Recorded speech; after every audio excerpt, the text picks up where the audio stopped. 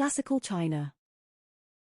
One explanation of the striking continuity and independence of classical Chinese civilization is its relative remoteness. China seemed less accessible to alien influence, far from sources of direct disturbance in other great civilizations. Islamic rule made more difference to India than the advent of Buddhism did to China, perhaps because the latter was endowed with an even greater capacity to assimilate alien influence. This may have been because the tradition of civilization rested on different foundations in each country. In India, the great stabilizers were provided by religion and a caste system inseparable from it. In China, it rested on the culture of an administrative elite which survived dynasties and empires and kept China on the same course. One thing we owe to this elite is the maintenance of written records from very early times. Thanks to them, Chinese historical accounts provide an incomparable documentation, crammed with often reliable facts, though the selection of them was dominated by the assumptions of a minority, whose preoccupations they reflect. The Confucian scholars who kept up the historical records had a utilitarian and didactic aim. They wanted to provide a body of examples and data which would make easier the maintenance of traditional ways and values. Their histories emphasize continuity and the smooth flow of events. Given the needs of administration in so huge a country, this is perfectly understandable. Uniformity and regularity were clearly to be desired. Yet such a record leaves much out. It remains very difficult even in historical times, and much more difficult than in the classical Mediterranean world, to recover the concerns and life of the vast majority.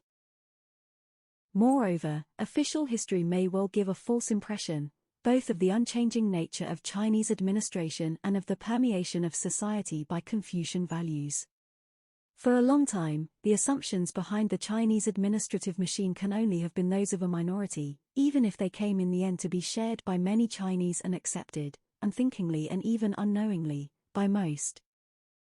The official culture was extraordinarily self-sufficient.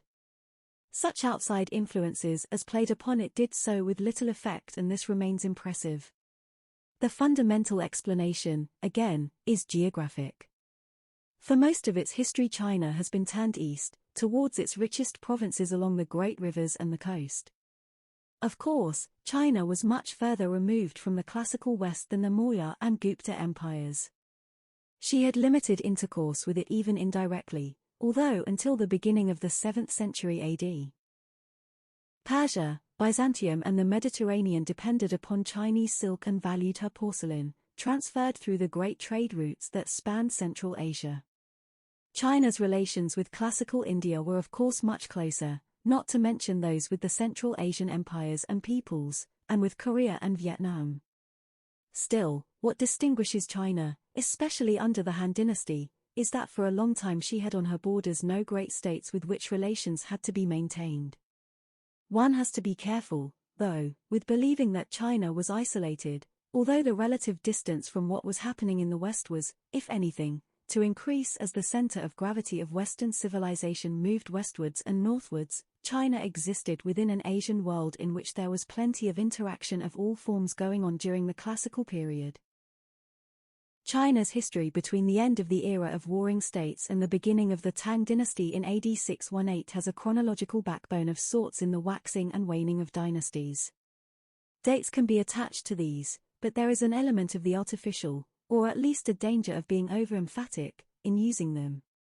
It could take decades for a dynasty to make its power a reality over the whole empire, and even longer to lose it. With this reservation, the dynastic reckoning can still be useful. It gives us the major divisions of Chinese history down to the 20th century, which are named after the imperial dynasties which reached their peaks during them. The first two which concern us are China's great unifying dynasties of Qin and Han. The Qin ascent to power marks a radical departure in Chinese history from many states to one big state. Although the territory we now see as China was to be disunited again, several times, the concept of a united empire goes back to the Qin and its great emperor Qin Shahwandi. It was a birth in revolution and blood, but its antecedents go much further back into Chinese history. Well before the Qin Emperor unified China in 221 BC, there were concepts of cultural and ideological unity developed at least over 1,000 years. It would be ahistorical to say that from the 3rd century BC China's natural form was as a united polity. A lot of Roman historians believed that of their empire, and some of them lived to be disappointed, but there is no denying that many Chinese have seen their history that way, and that this view has contributed significantly to China's so far successful transition from an empire to a modern unified state. The Qin dynasty that ended the disunity of the period of warring states came from a Western state still looked upon by some as barbarous as late as the 4th century BC. Nevertheless, the Qin had prospered, perhaps in part because of a radical reorganization carried out by a legalist-minded minister in about 356 BC, perhaps also because of their soldiers' use of a new long iron sword.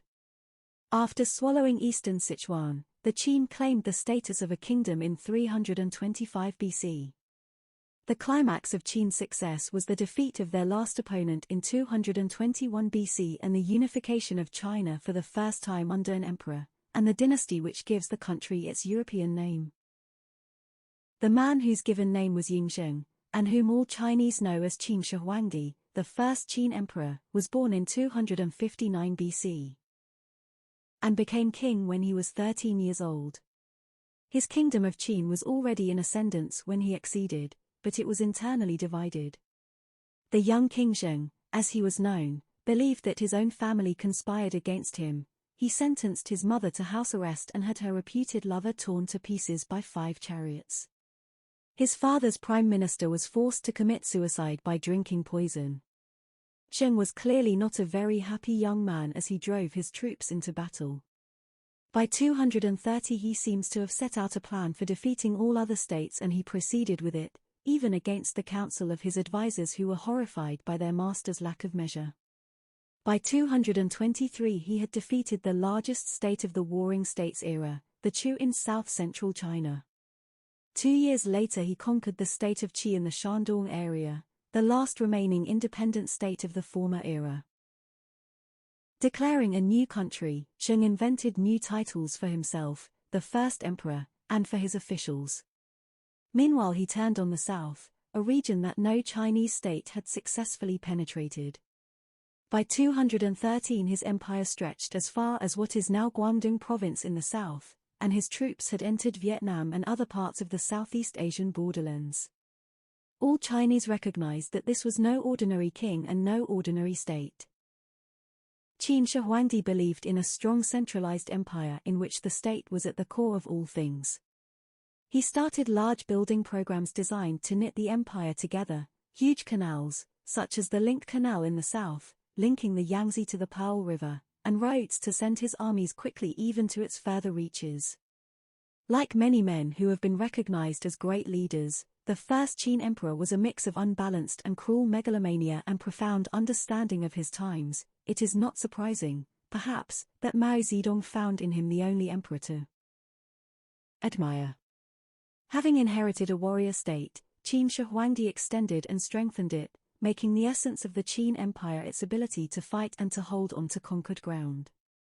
His basic instrument was the empire's vast armies, created from the peasantry and commanded by officers who had been selected for their ability and their personal loyalty to the emperor. Even before his massive conquests, an observer noted that Qin's nature is strong. Its terrain is difficult. Its government is severe. Its rewards and punishments are reliable. Its people do not yield, they are all belligerent. These were the characteristics that the Qin emperor set out to engrave on all of China after 221 BC. The Qin state was an absolute autocracy which attempted to regulate even the most minute details of its subjects' lives. Those remnants of former elites who survived the Qin onslaught were brought to the capital to settle there under close surveillance. All forms of exchanges were standardized soon after the conquest: weights, measures, money and taxes. The Qin emperor had a special interest in scholars, whom he felt could be dangerous to his enterprise through forms of heterodoxy. They either had to conform to official ideology, or choose death or exile. The great libraries of ancient texts came under the direct control of the state, which stipulated that only licensed scholars could access them. Those who advanced in the service of the emperor did so mostly on merit, the Qin Emperor was deeply skeptical of those seeking office simply because of noble birth. In an ultimate act of coordination, the state also regulated the language by simplifying characters and standardizing syntax, thereby creating a common written language for the empire. What this in reality meant was that elite subjects of the Qin would have to learn a standard written, but not necessarily spoken, language, which would be entirely distinct from the mutually unintelligible languages spoken across the empire. The Qin Empire was vast. While its cultural core remained in the Yellow River Valley, where more than 3/4 of the population lived, it spread for great distances north, west and south. But these conquests did not create a unified country until much later. The Yangtze Basin was still considered a frontier zone by some, and the lands further south and west were regarded as zones of military occupation of uncivilized tribes. In the north, the Qin conquests brought its empire into contact with nomadic groups moving across Central Asia, groups with which the Qin and their successors wanted to regularize and limit contact, for both cultural and military reasons. The concept of a unified China in anything approximating its modern borders belongs to later centuries. Although the Qin Empire itself was to last only 15 years, it was a great achievement.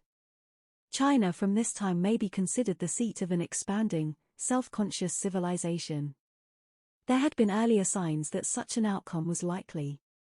Given the potential of their own Neolithic cultures, the stimuli of cultural diffusion and some migration from the north, the first shoots of civilization had appeared in several parts of China before 1000 BC. By the end of the Warring States period, some of them showed marked similarities which offset the differences between them. The political unity achieved by Qin conquest over a century was in a sense the logical corollary of a cultural unification already well underway. Some have claimed that a sense of Chinese nationality can be discerned before 221 BC. If so, it must have made conquest itself somewhat easier.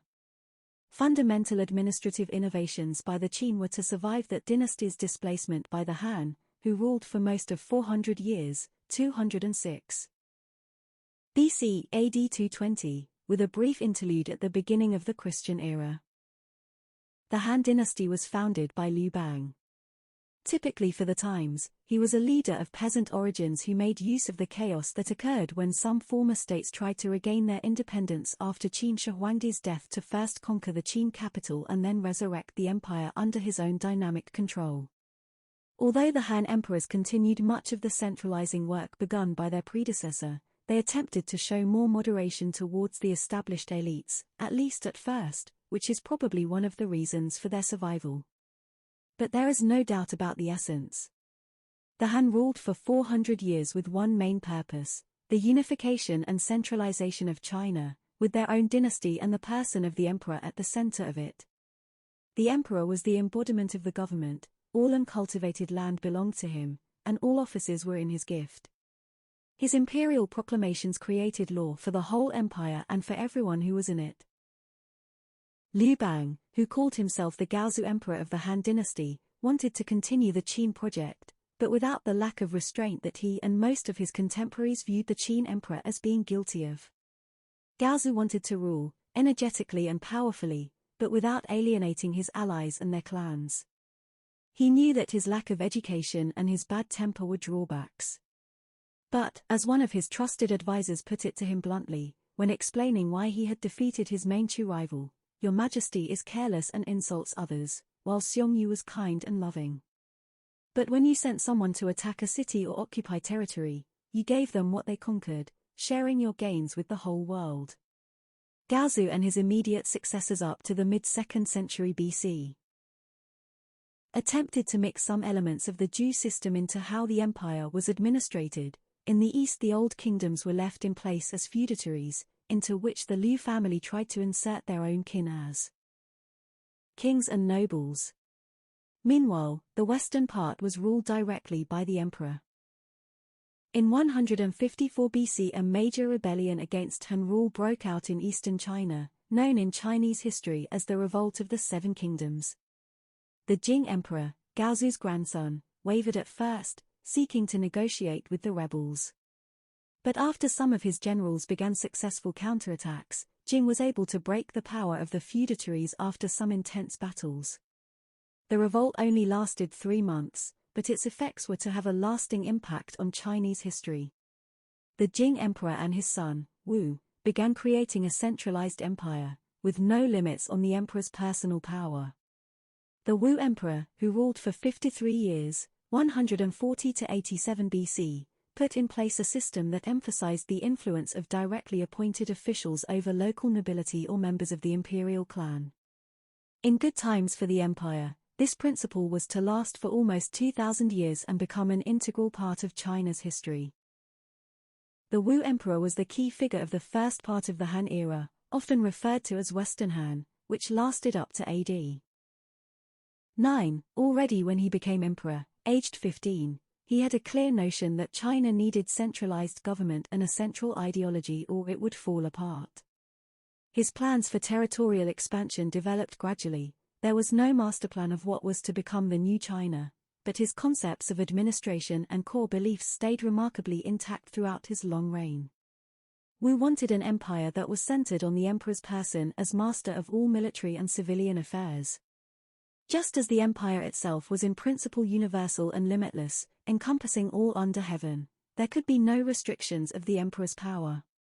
He was above all religion, all beliefs and all noble lineages. As long as he ruled well and according to Confucian principles, he could not be challenged by man or gods. In reality, of course, as the Roman example also showed, the soundness of concentrating so much power in one man depended entirely on who that man was. It also made certain that any established inner cabinet, when given a choice, always rooted for a very young man or a child to succeed, so as to preserve their own privileges. During Han times, China saw for the first time the making of a unified cultural elite. The dynasty's founder Liu Bang had been skeptical of the influence of scholars. According to one historian, the irritable usurper once grabbed the tall cap worn by one of them and urinated into it. But his successors made their peace with the scribes and created a link between them, the latter serving the dynasty as teachers and advisors with their loyalty to the core Confucian ideas that Han emperors wanted to promote. It meant a narrowing, at least for a time, of China's intellectual traditions, but it also led to the accumulation of a distinct body of knowledge, which was extended during the latter half of the dynasty's time in power. It also meant the development of a system by which this knowledge was perpetuated, in training for examinations to enter imperial service or in regulations for issuing circulars and instructions, or, for that matter, the practical knowledge needed to maintain roads and canals. The Wu Emperor's reforms ensured that the Han Empire at its peak was run by an imperial bureaucracy, not by local nobles. Just as the emperor had received the mandate of heaven, given for righteous government, directly, not by unaccountable spirits acting on heaven's behalf, officials received their offices from the emperor based on their skill and training. Vast academies were set up to train future officials in Confucian principles of government. Military training was also improved, and from the 1st century BC the emperor's armies consisted of professional soldiers rather than peasant conscripts, something which undoubtedly increased stability at the core of the empire.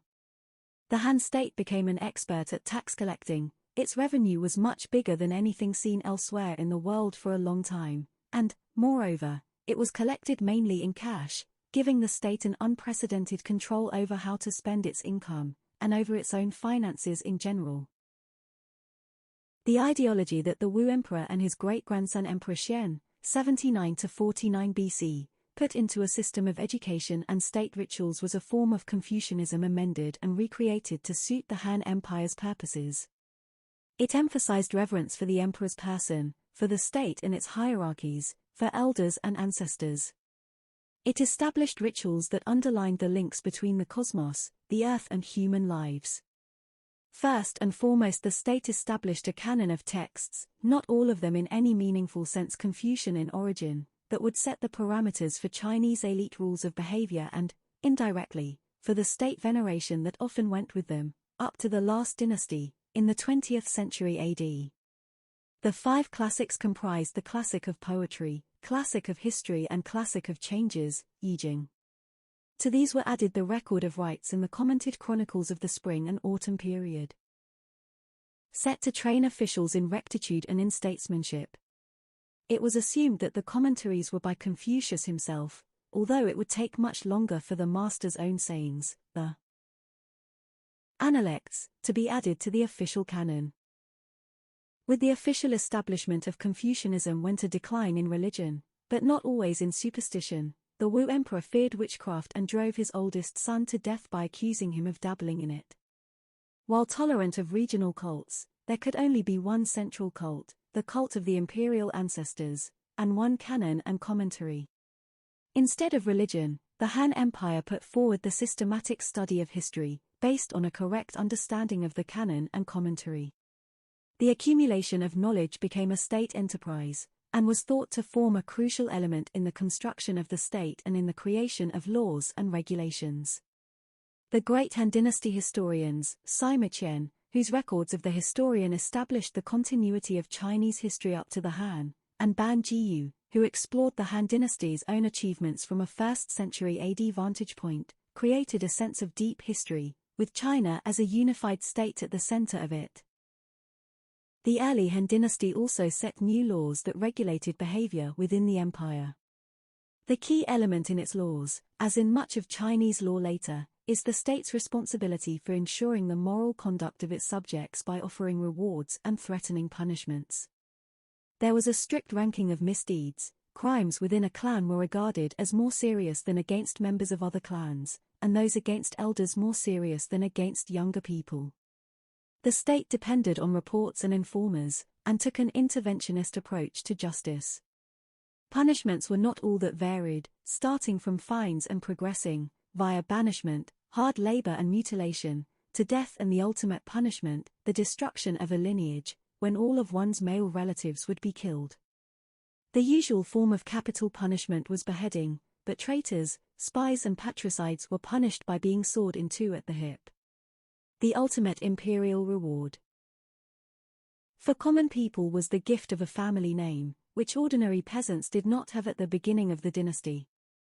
The fact that just 3 family names, Wang, Li and Zhong, today make up more than 22% of the population is an indication of how this process spread. What peasants could produce stood at the heart of the Han Empire. Just like the Romans, at least in early days, the Han began a veritable cult of agriculture, which held that making the yields greater and the land more fertile were the ultimate gifts for the posterity of one's family and the state. The only whole man, the Han Dynasty Confucians claimed, was one who tilled the land, and large-scale public rituals presented the emperor as farmer-in-chief. Vast projects of land improvement and irrigation were started and new agricultural implements, such as the large iron plough, were developed. Most important to the massive improvement in yields was probably advances in fertilization, which used animal and human manure and other forms of organic material more intensely than anywhere else. The result was a very substantial increase in population, especially during the later or Eastern Han era in the first 2 centuries AD. The organization of village life was also geared to improve agricultural production. Local headmen were accountable to state officials for production, even if the most common sort of farm was a small freehold, and even the larger estates were only 1/10 of the Roman size on average. But while inheritance practices in which all sons were entitled to part of the land made certain that most farms remained small, they also forced clans to cooperate in production, made part-time laboring on larger farms more common, and led to some having their minuscule plots entirely bought up by others. Some historians see the Chinese penchant for wide, established relations between families and individuals as a practice developed from Han times. And while later eras may have contributed as significantly as the Han to these practices, there is no doubt that the need to connect, to communicate with other families, the procedures of gifts, meals and status established within and among human networks have a lot to do with extraordinary population increases 2,000 years ago. The increases in population and the resulting reduction in the size of small holdings may be one of the reasons why landlordism, and a renewed upsurge in regionalism that accompanied it, became more prevalent towards the end of the 1st century BC. Another reason may be that merchants and other rich families, including those who had become rich on salaries from the state, began to invest their money in land in order to avoid the stringent tax system that the first Han emperors had introduced. By the reign of the Yuan Emperor, who died in 33 BC, these centrifugal forces had increased dramatically, and criticism of the Han social system was on the rise both in the provinces and at court. From AD 9, an imperial official named Wang Mang usurped power and founded a new dynasty, appropriately called the Xiongnu Dynasty.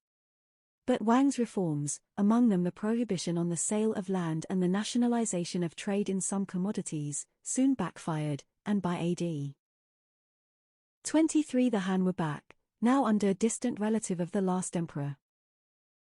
The Qin Emperor of the restored, Eastern Han Dynasty, so called since they moved their capital east to Luoyang, is Guangwu, who ruled from AD 25 to 57.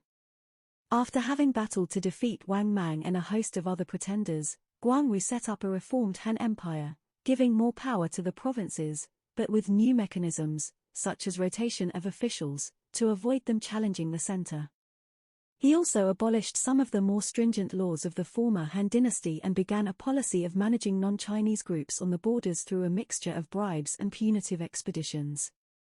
Aware of the need to concentrate on restoring a balance within the empire, Guangwu allowed some non-Chinese groups to settle inside the borders, in part to make up for a north-to-south movement of Chinese as a result of barbarian raids in the north, and in part to help defend the empire's northern borders. For a long time these inside barbarians fought well on behalf of the Han. But by the late 2nd century AD they had become a power unto themselves, and their chiefs were crucial to Han politics. At the end of the Han Dynasty we see a return to the problems that Wang Mang and the Guangwu Emperor had tried to deal with, first and foremost, how to keep increasingly powerful local leaders loyal to the empire. It was not just non-Chinese groups that provoked trouble in this respect. Warlords emerged within China itself, too, often as a result of military commanders fighting each other for territorial control. The weak Han emperors seemed incapable of stemming the rot and the rage of ordinary people against the injustices they were subjected to, and the deterioration of their livelihoods gave rise to new kinds of rebellion. The Yellow Turbans, a millenarian Daoist sect which promised a redistribution of land, the execution of warlords and war against foreign intruders, came close to toppling the regime in AD 184, but were in the end beaten back by a combination of loyal Han officers and local strongmen, who were all horrified at the collective trances and magical procedures practiced by the sect.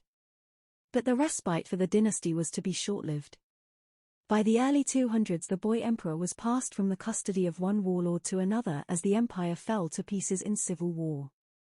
The unlucky Emperor Xian was finally allowed to abdicate in 220 in favor of the son of his chief tormentor, the general Cao Cao, who set up the Wei dynasty, rulers of one of the 3 independent kingdoms that came to replace the Han Empire.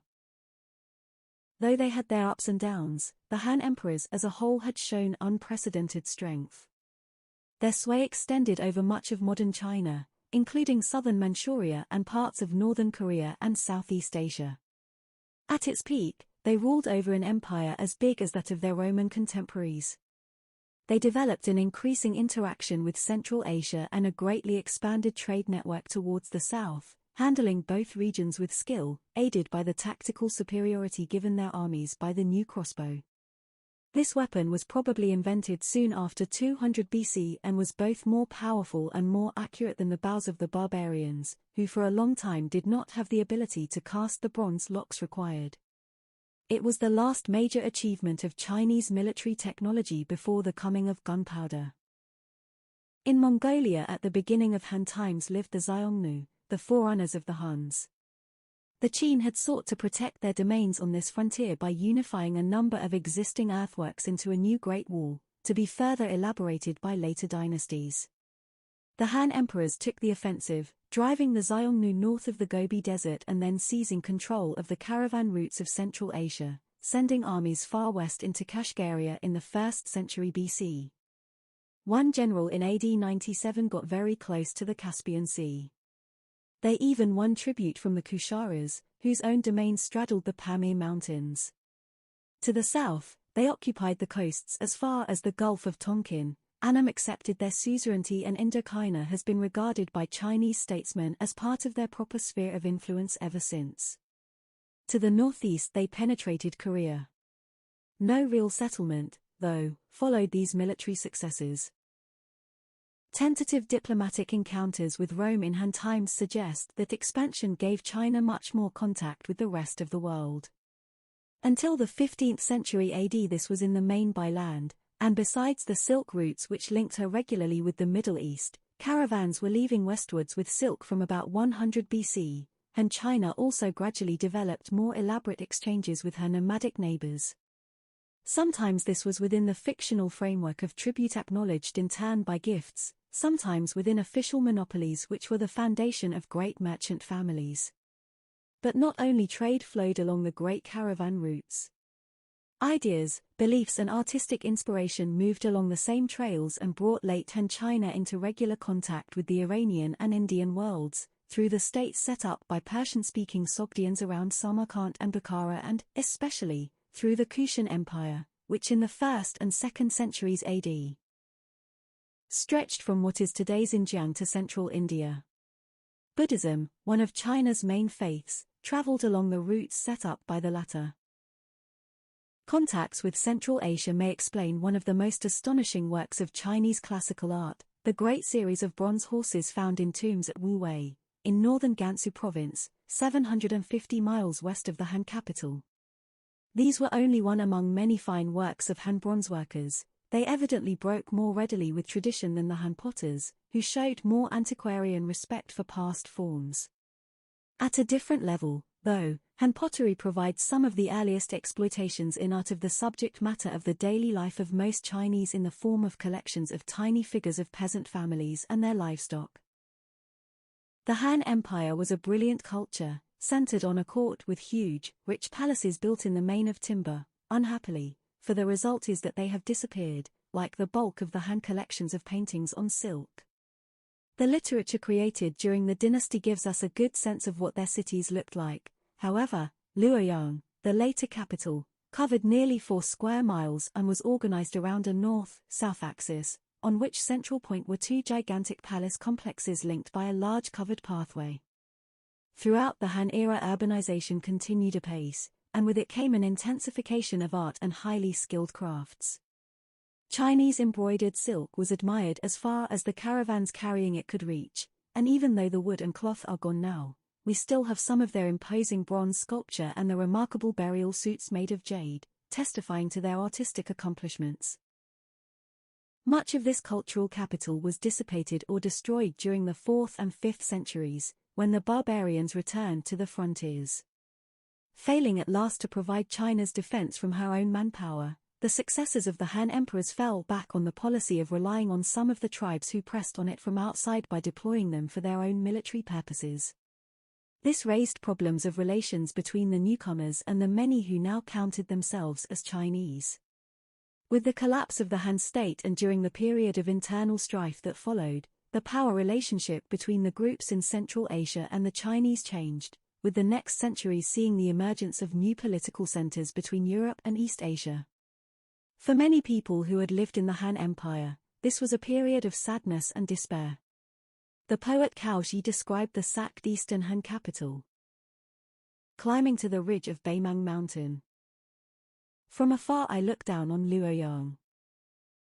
Luoyang, how lonesome and still. Palaces and houses all burnt to ashes. Walls and fences all broken and gaping. Thorns and brambles rising to the sky. But even in defeat there is observable for the first time China's striking powers of cultural digestion. Gradually many barbarian peoples were swallowed by Chinese society, losing their own identity and becoming another kind of Chinese. The prestige which Chinese civilization enjoyed among the peoples of the region was already very great. There was a disposition among outsiders to see China as the center of the world, a cultural pinnacle, somewhat similar to the way in which the Germanic peoples of the West had seen Rome. In Southeast Asia, Korea and Japan, Chinese language, literature, customs and state organization had a profound impact towards the middle of the first millennium AD. Even deep into Central Asia, rulers who had never seen the empire imposed Chinese customs and dress on their peoples by decree around AD 500. Chinese culture had become the focal point of its region, and it would remain so in the period of disunity within China that followed the abdication of the last Han Emperor. Around year 0, half the human population had been under the control of just two states, Rome and Han China, and it is impossible not to think about them in comparative terms. There is no doubt that given the scarcity of direct contact between them, the two empires showed remarkable similarities. Both were run by godlike emperors, who headed bureaucracies and military units spread thinly over territories of roughly similar size. Both regimes claimed to rule the whole known world, and the elites in both probably knew this claim to be fictitious. They were both inheritors of great traditions that they amended for their own purposes. Their processes of centralization, monetary systems, administrative principles, and their procedures for handling outsiders resembled each other greatly. After surviving for a very long time, both succumbed as power became more diffused. There were of course big differences, too. In China, the increase in centralized bureaucracy was far bigger than in Rome. There were also important divergences in civil law and in principles of local governance. First and foremost, however, the degree of cultural and linguistic penetration of the core within the empire was far greater in Han China than in Rome. Still, it is worth reflecting on the fact that 2,000 years ago, the Far East and the Far West of Eurasia saw parallel worlds with much in common.